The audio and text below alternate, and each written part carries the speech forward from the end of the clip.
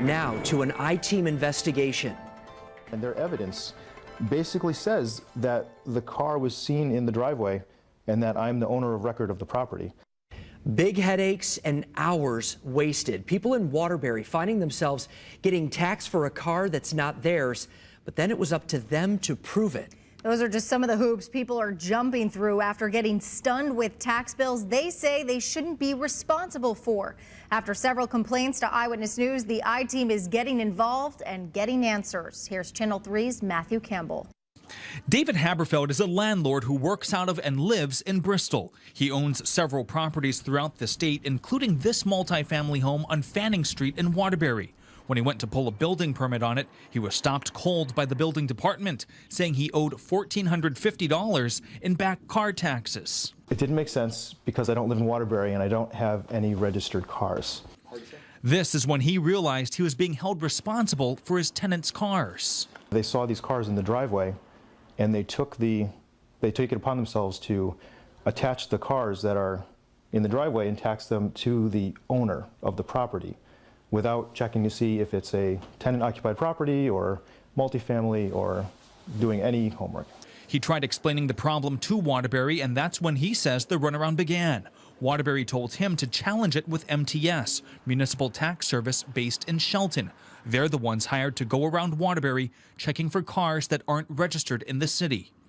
You know, if someone pulls into my driveway, by their level of evidential proof, if someone pulls in my driveway, I own their car because I can be taxed for it. In order to clear his name, MTS wants 2 pieces of proof that a tenant lives here. They ask for a lease and a utility bill.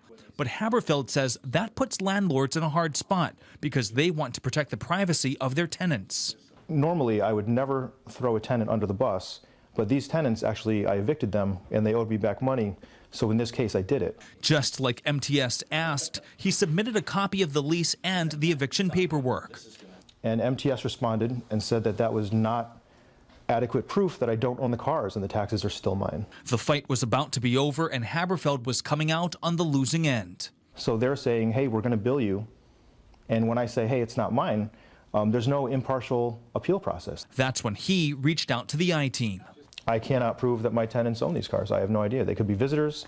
They could have been neighbors parking there with my tenant's permission, without my tenant's permission. They could have even been my own contractor there doing work for something. We went to MTS and spoke with the manager, Carl DeProfio, off camera. He explains his service, which has worked for big cities like New Haven and Danbury in the past, takes a car equipped with a camera like you see with Google Maps. The car roams while the camera rolls. A synced computer then flags any cars that are in violation. DeProfio says this process is done repeatedly and at night to decrease the chances that those who are parked may just be visiting. But in Haberfeld's case, it's not foolproof. It seems lazy to me.